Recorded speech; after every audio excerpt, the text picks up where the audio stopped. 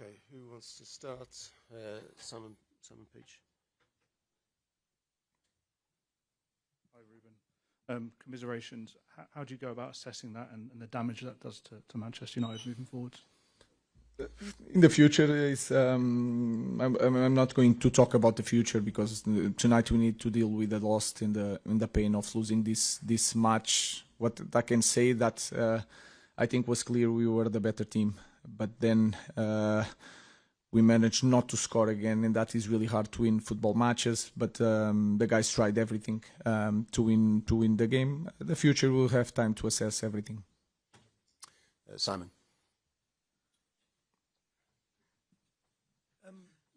You've spoken a lot about the lack of goals. Do you regret not doing something in January to try and change that? Do you still believe in the players to deliver goals? Because it looks like you're just never going to score. There were some times that we didn't create situations. Now is not that time. We are creating situations. If you look at the opportunities that we had, it's different players, so it's not a problem of one guy.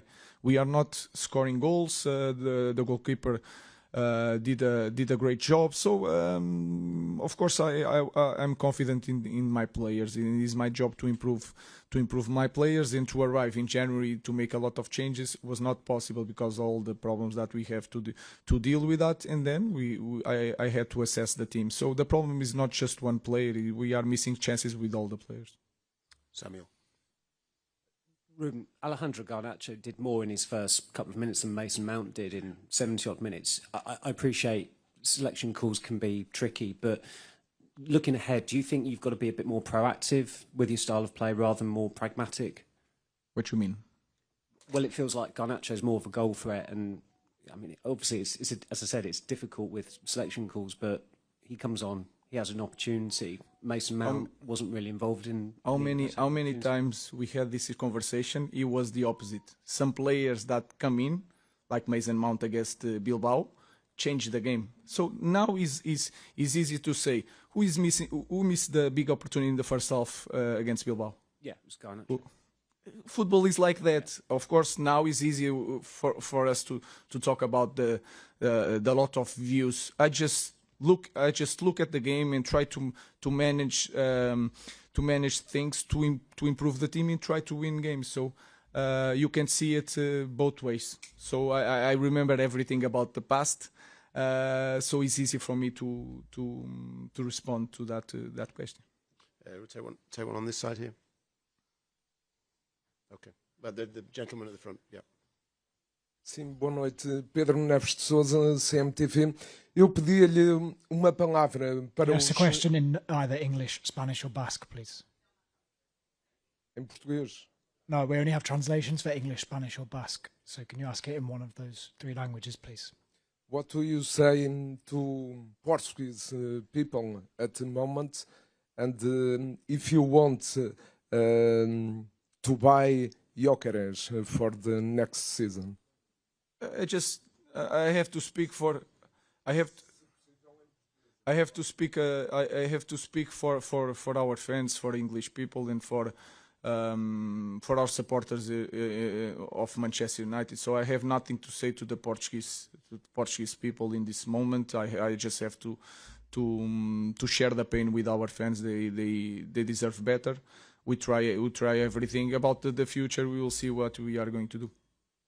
Dave. Last week you weren't sure whether United were better off in the Champions League or out of the Champions League next season. Obviously now you're not in the Champions League. What impact will that have on you, the players, the club, the whole bigger picture for the club going forward next season? No, we have two plans, even for the market, and we need to understand that it's tough for a club like ours not to be in the Champions League, but we have to use the other side. So if we have more time, we have more time to think, to work on during the week, and to be better in Premier League. That will be our focus. Hi, Ruben. I appreciate that you don't want to talk about the future, but the season has been quite poor. Obviously, the fans have come here and seen another quite poor performance. Is there anything that you can say to the fans to give them optimism that things are going to be better in the future, starting with next season? I think I was always really honest with you guys. We didn't perform perfect today, but we were better than the opponent, and the opponent also play. In the second half, we try everything with the center defenders, with the players wide, the crosses, go inside the box. So I think I'm really honest with you guys, so I expect the same. And there are some days that I said that we were really poor. I think today was not the day. We were not perfect. We have a lot to improve, but I think I'm always honest with you guys. Jamie. Ruben, when you came in, United were 7 points off a Champions League berth. You're now 27 off fifth, which is obviously a Champions League berth. I mean, very politely, you cannot be happy with that. It's a failure, surely, of yourself and the people who employed you. So how can you be confident that you can turn it around? Because you've had 3/4 of a season. You've just lost this final. I've just given you the statistic about how far you are off a Champions League berth. We have to see. We have to see. We have to see. And I know everything that you did. I said it before you. So we have to see. In this moment, is really. I'm not going to be here defending myself. It's not my style. I cannot do it. Is really hard for me. So I have nothing to show to the fans and say I'm going to improve because of this. I had these problems. I will not do nothing. So in this moment is a little bit of faith. So let's see. Like I said before. Coming here in the flash, I'm always open. If the board and the fans feel that I'm not the right guy, I will go in the next day without any conversation about compensation. But I will not quit again. I'm really confident on my job. And as you can see, I will not change nothing in the way I do things. Last question, Alex.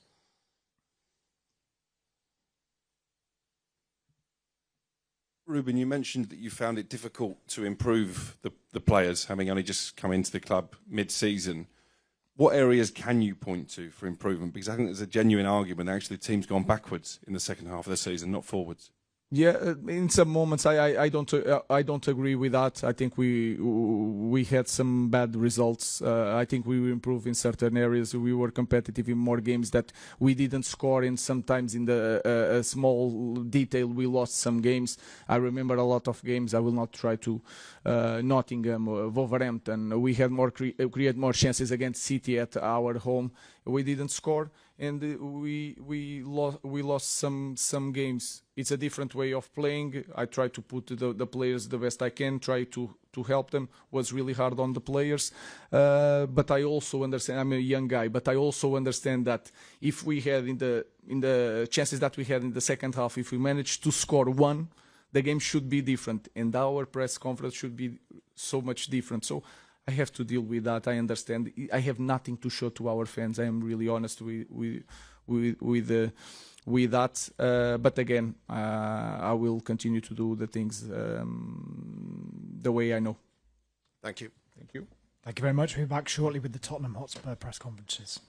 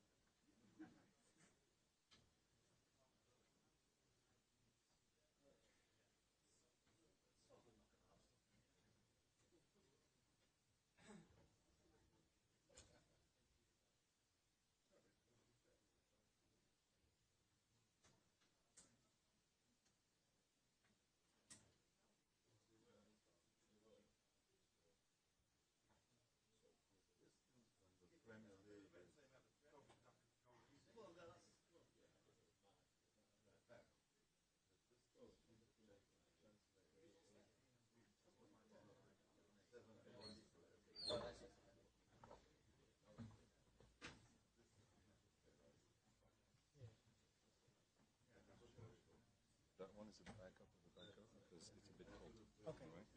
Just do mine. This one. And if he comes, I will just change it around. Okay.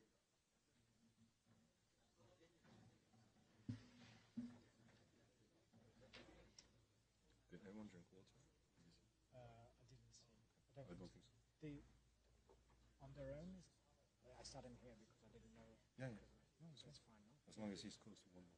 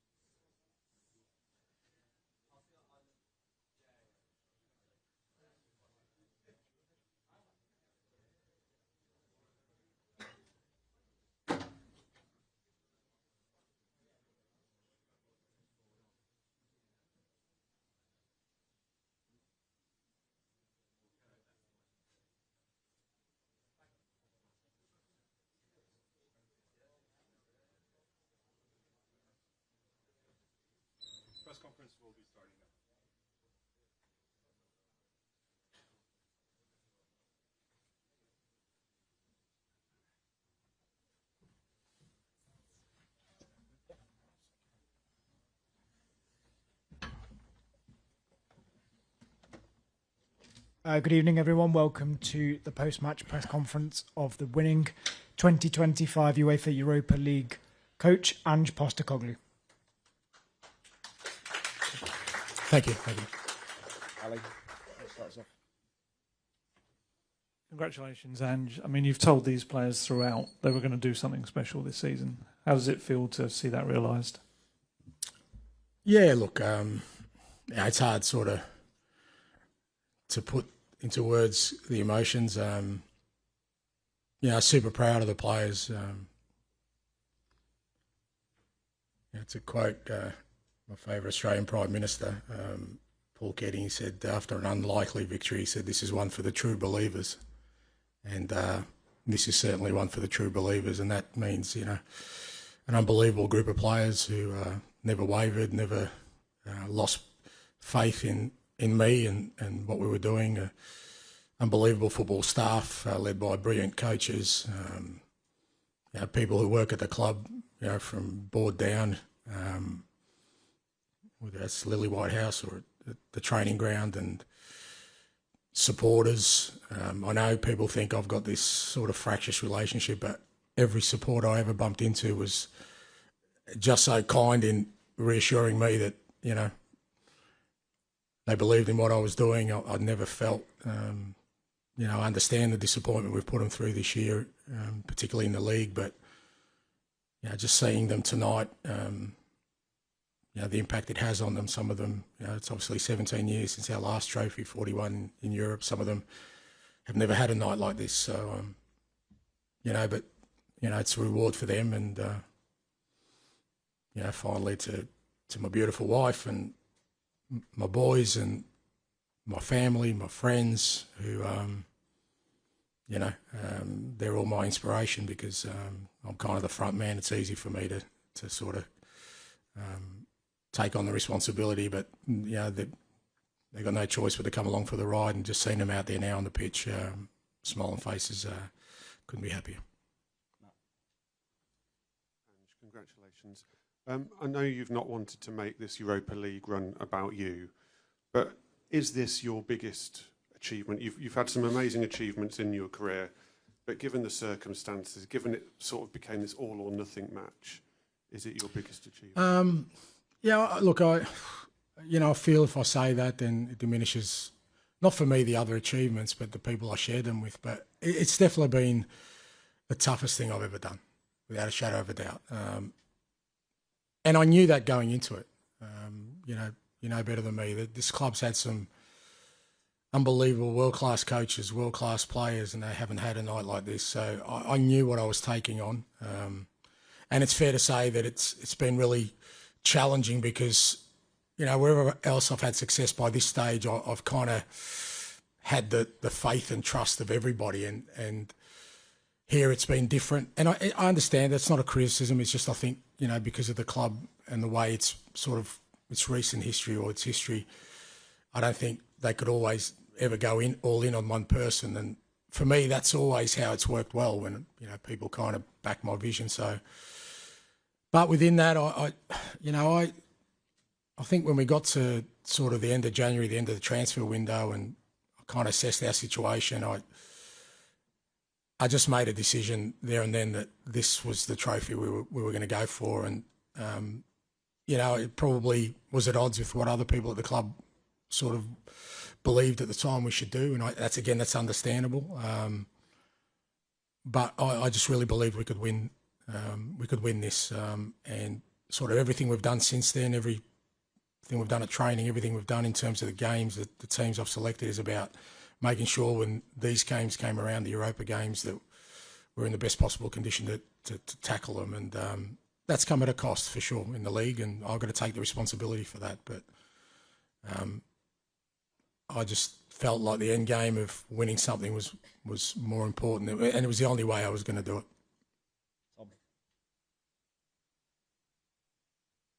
it. Congratulations. Thanks. You've spoken about what a turning point this could be, the growth that the team can get from this victory. How hungry are you to drive this team forward, given the Champions League football next season? Yeah, very, because we've got a really young group of players, and you can talk to them about success and what it means, but until they feel it, it doesn't become real. And I've got no doubt that all those boys tonight, having this feeling, will want this again. And to get it again, they're going to have to make similar sort of sacrifices. They've climbed the mountain now, so they know that what it takes to sort of get to where we are. And I think that does it accelerates the opportunities to build a team that can be successful and competitive at the highest level for years to come. So, as I said yesterday, I still feel there's a lot of work to be done. I think that's quite obvious, but not as much work as people may think. People can bang on about our 20 league defeats and where we are, but they're missing the point of what we're trying to build here, or what I'm trying to do anyway. And I really feel that tonight can be a great platform for us to kick on. You said a minute ago that at the end of the January window you decided full focus on the Europa League. Does that explain the really sort of ruthless, efficient style that we've seen overcome Alkmaar, Frankfurt, Bodo Glimt, and now tonight? And how did you find the players kind of bought into that when that was planned? No, that wasn't part of it. But I've always treated, I've had a lot of success in my career, and not just sort of winning leagues, but also, in Australia, I grew up playing finals football to win a championship. So knockout football is always different. All my teams have always played a little bit different in knockout games, because you know that you've got to have a real clear game plan.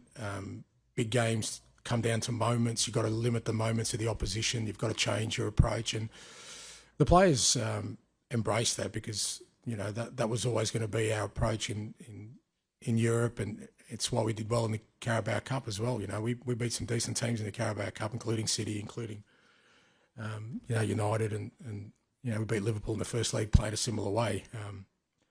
But also it helps that I've got Van der Ven and Romero and Vicario and the Doggy and Porro, all these guys available. And again, that was part of the sort of mindset of making sure they were available for these big games. And I thought the lads handled the whole Europa sort of knockout stages, brilliantly. Knew what we had to do. Were really efficient with what we did, and I think got the just rewards. George. Hi, Ange. Well done. You mentioned a lot of people at the top there. Your dad's no longer with us, but what would he make of his son doing this, and what does it mean back in Australia as well? Yeah, no, he's still with me, mate.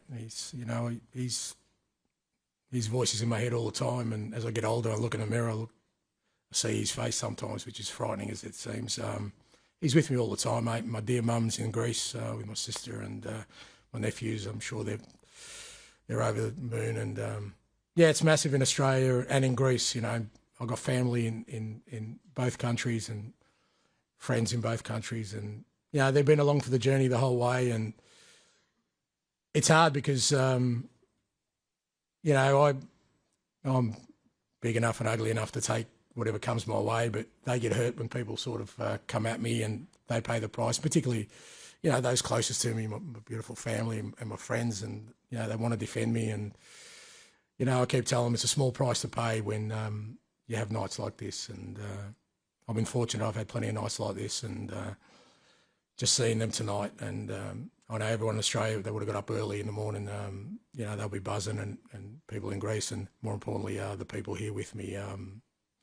It's another special night we share together. Hi, Ants. Congratulations. You talk about backing your vision. I mean, how does a club let go of a manager who's just delivered them their first trophy in 41 years in European competition? Look, I think I said yesterday, I'm pretty kind of, not relaxed is not the word, because I'd be disappointed if we couldn't continue on this path. But, like I said, it's not a criticism. I understand why it would be difficult for a club like this to buy into one person's vision. I remember even when I signed, it was kind of, the club I think even Daniel sort of said, you know, we went after winners, it didn't work, and now we've got Ange. And mate, I'm a winner. I've been a serial winner my whole career. It's what I've done more than anything else, you know. And I know people talk about my football, which I'm very proud of, and I know people dismiss my achievements because, you know, they didn't happen to happen on this side of the world. But for me, they're all hard earned, and all I've done my whole career is win things. And but I understand, you know, look, obviously the way things have gone in the league, you know, people are rightly to be concerned about. Like I said, I don't think there's a true reflection of where we're at.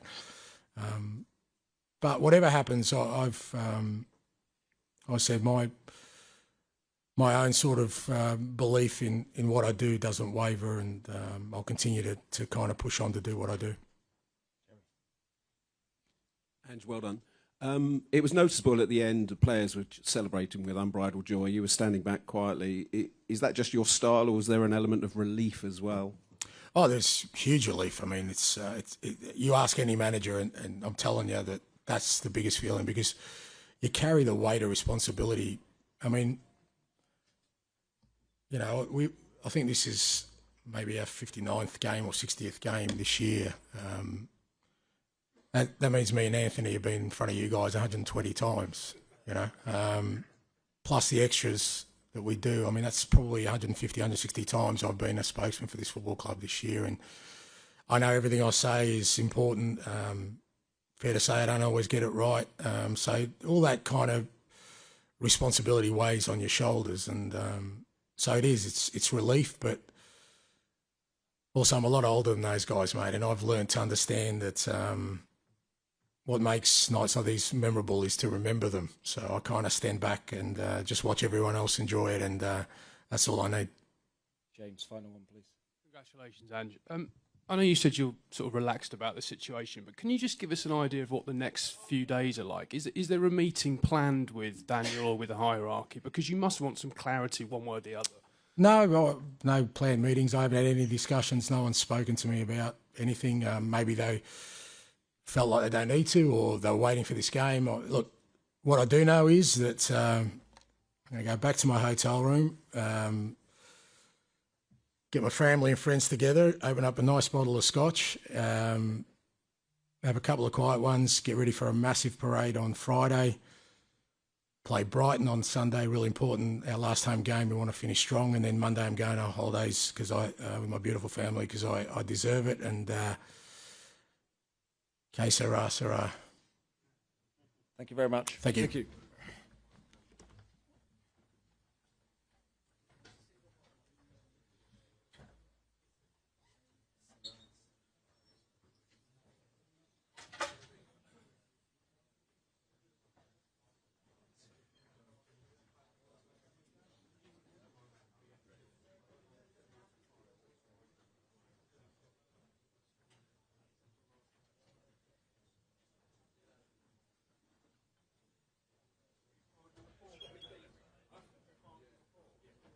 To inform everyone that there is possibly a player coming as well. We'll let you know shortly.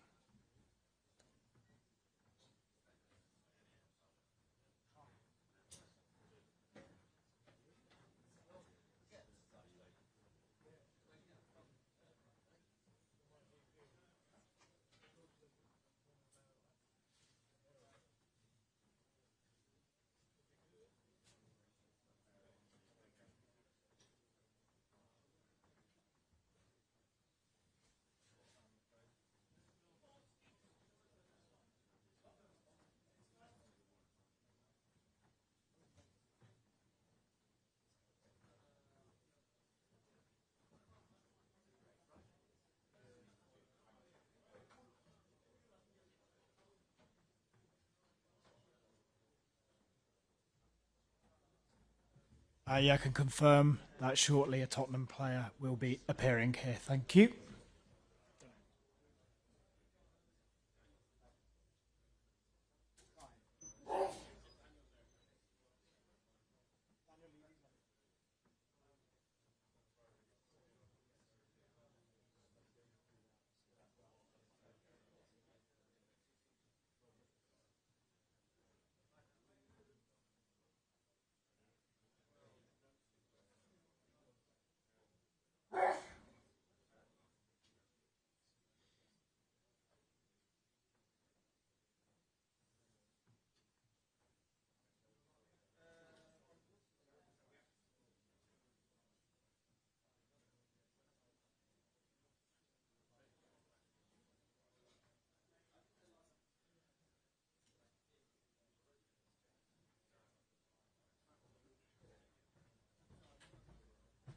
Oh la la, busy? Where am I? Just here. Yeah. Thank you. Good evening, everyone. We're here with Mickey van der Ven, a 2025 UEFA Europa League winner. Congratulations. In the middle here, please. Good evening. Congratulations on the winning of the title. You've achieved something that some of the Tottenham players have never experienced. How do you feel now? And do you appreciate it? Or what do you have in your mind right now? Yeah, unbelievable feeling, of course. It's been a tough season for all of us. In the league, we didn't perform really well. Everybody was, of course, doubting us. But I think we all proved them wrong. And yeah, today we're here, we're lifting the trophy, and we made some history for the club. So yeah, that's of course an unbelievable feeling.